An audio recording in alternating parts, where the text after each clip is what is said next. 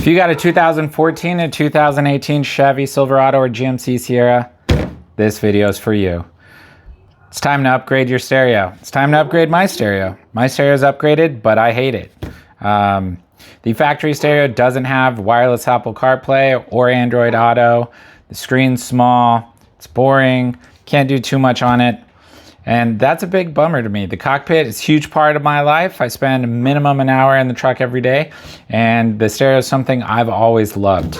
Currently in my truck, I have a 12-inch Linkswell, and at first I thought that was a pretty big upgrade, but after running it for hours and hours, I found a ton of issues with it, and I wanted to get rid of it.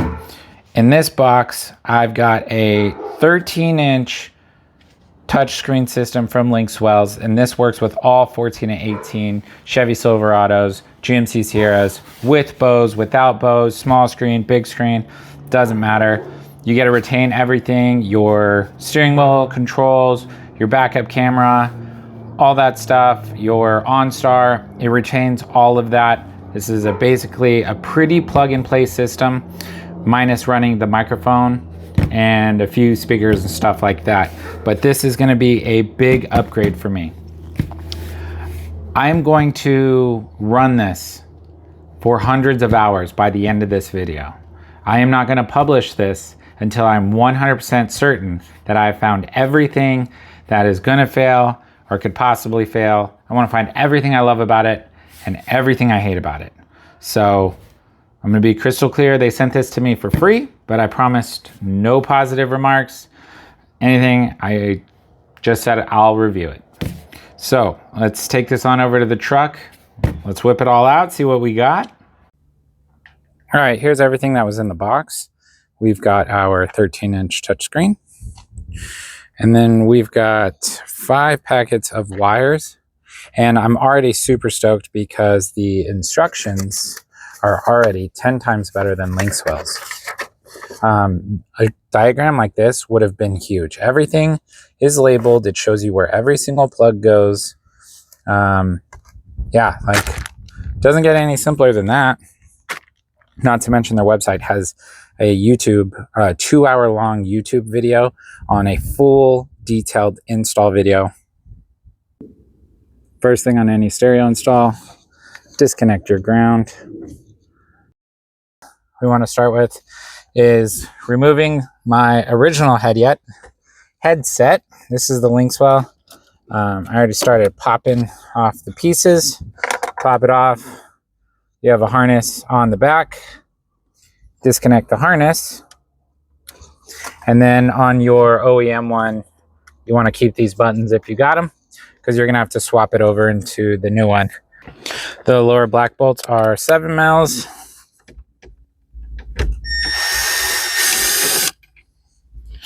They might honestly all be 7 mil. And I'm a dumbass.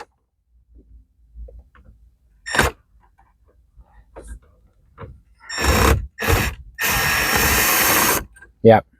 They're all 7 mils and I'm a dumbass. Okay.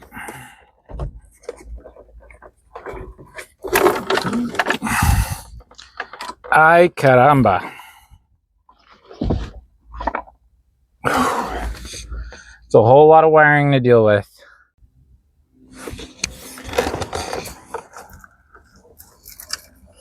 All right, lots and lots of shit. I'm just going to slowly disconnect everything.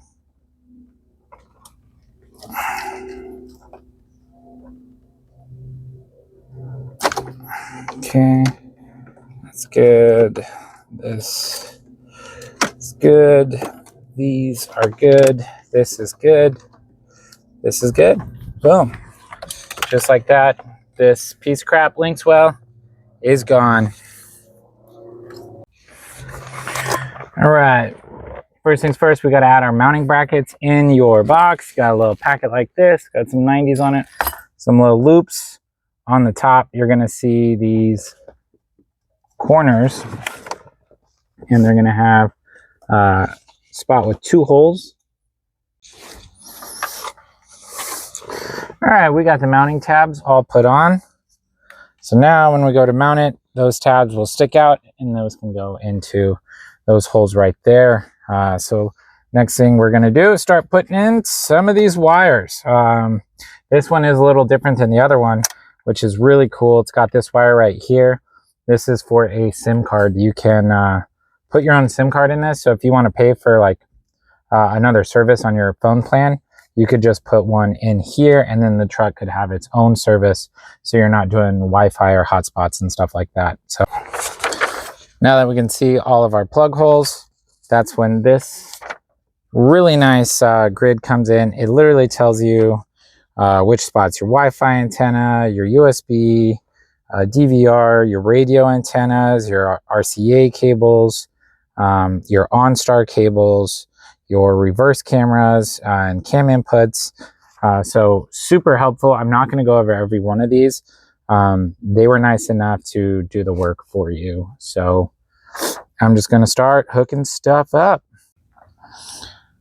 So I went ahead and I took some wire tie and I wrapped it around the end of the microphone, and I'm going to go ahead and feed this through a hole that was already existing in my headliner. It always bothered me, but now that the hole is already there, it's a perfect spot for a mic, and I think that's honestly why it's there in the first place, was somebody had a mic already wired at some point. So there is my pre-existing microphone hole, and I'm going to shove the skinny auxiliary port first this way towards this. Well, my phone died in the middle of this. Unfortunately, I had to keep going. Guys, there is a lot of wires, and if it wasn't for this video titled 14 to 18 Silverado Sierra Stereo Upgrade Detailed How-To 13-inch HD Display by Cidava Radio, I would not have been able to get through this. I mean, a lot of it was the same as my other stereo, but that is the YouTube video you want to watch. It is 2 hours long. It is very detailed. Congrats to that guy. I hope he got paid very well for making that video. So I'm not going to go through everything because there's a lot, and but it's doable. You can do this. It's not hard. You just have to go piece by piece. And anyways, I've hooked up all the wires, and so now we are going to cram this entire mess into the center console, and we're going to screw her down. Okay, one screw.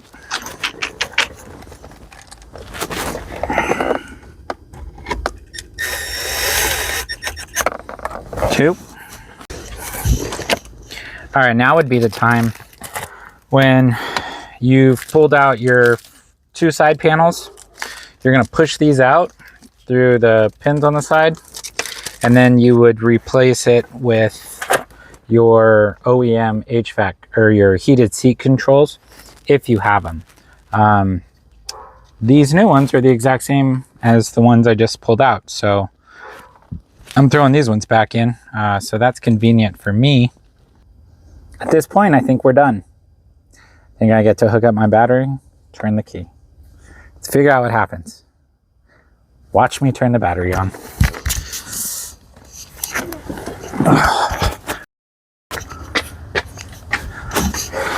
All right, it's in. I can't forget to tighten that because it's not nearly as tight as I want, but it's as tight as it is. Hood open, dismiss. Tire monitor open, then close driver window.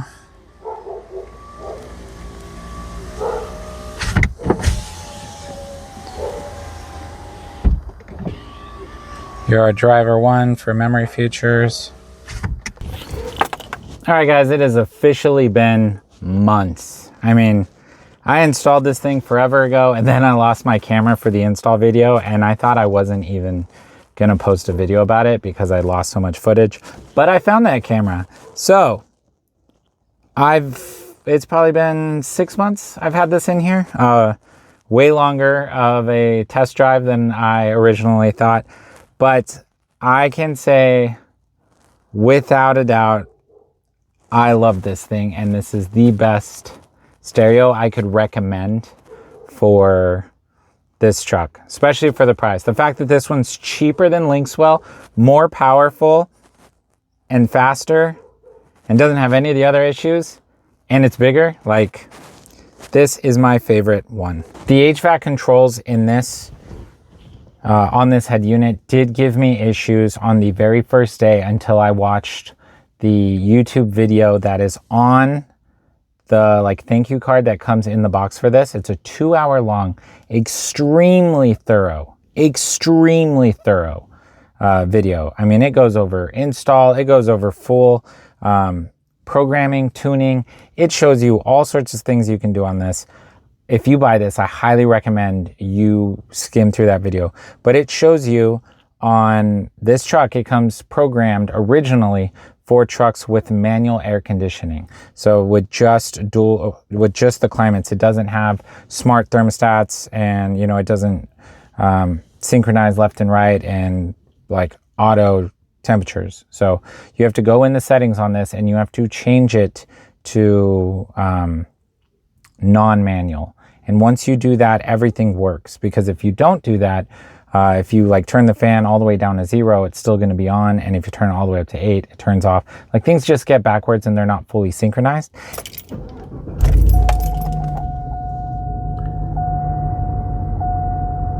I love this. Love this stereo. The startup on it is super fast. It doesn't take forever to load. It has a super long range, like to connect to my cell phone. The startup time is super short. Look how short that is. This video, I've been filming 20 seconds. It's already paired. My other Lynxwell and the touchscreen I had before that would take at least a minute. So this one connects super fast. It's super bright. It has no lag, like jumping around between things. I haven't had any issues with that. The backup camera is okay. I mean, the original camera was never great, so I don't know if that's a reflection on the screen itself or of the backup camera. But as you can tell, it does have reactive steering on there. And then you have multiple camera inputs if you want to add other cameras. So the camera on here is super awesome.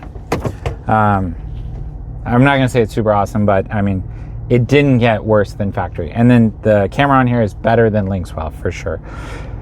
The HVAC controls, which was like the biggest thing for me, have not given me an issue at all. I have my temperature settings here, my fan settings here. I can click on them if I want to. It pairs between the two if I want to.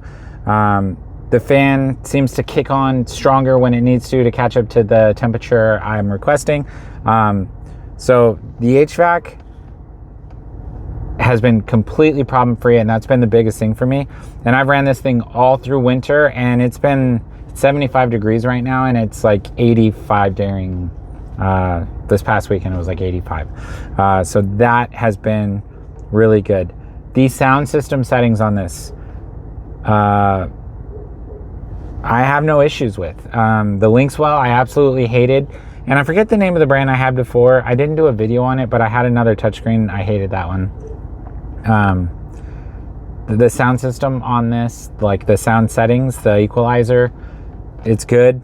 No problems. This head unit actually made my door speakers sound way louder than they were before. So these have factory door speakers currently, and I was like thinking, dang, what kind of door speakers do I have? Because these things are bumping. But no, they're factory door speakers, so the amp output on this seems to be stronger than what the factory head unit output was. I know a lot of you guys are worried about your steering wheel controls. I have no issues there. I can still press my call button and, you know, tell it to call whoever. The one thing I don't like is the hang up button doesn't hang up my phone. It puts it on hold. I think that's a setting you can change in here, but I honestly haven't looked into that because it hasn't been a big issue for me.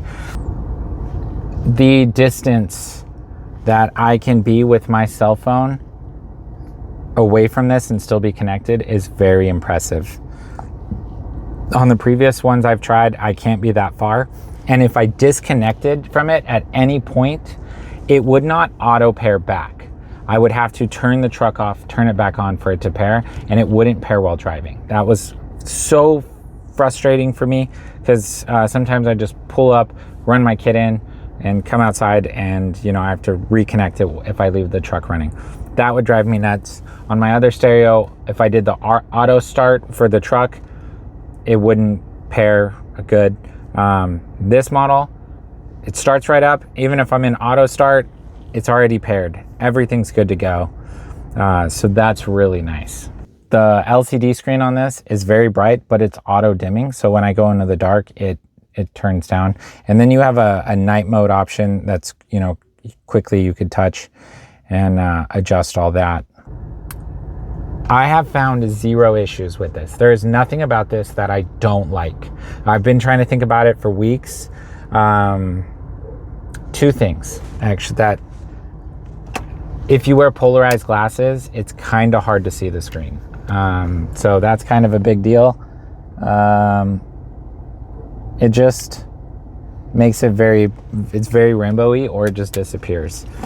Other than that, no issues. This company makes a wide version instead of a tall version, and I kind of wish I went with the wide version simply for movies. Like when I go home and I want to look at Netflix, you can do Netflix on this. It only plays sideways to keep the framing. But it's just like a tablet. Like you can run maps. You can hold. Look, I can do two things at once. I'm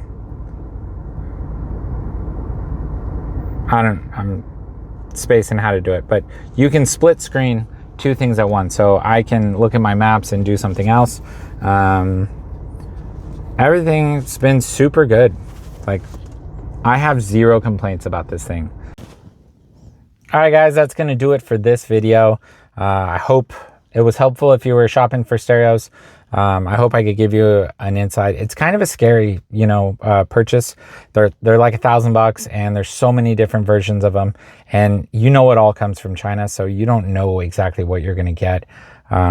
This is the first one I've tried out of 3 that I think is actually worth $1,000.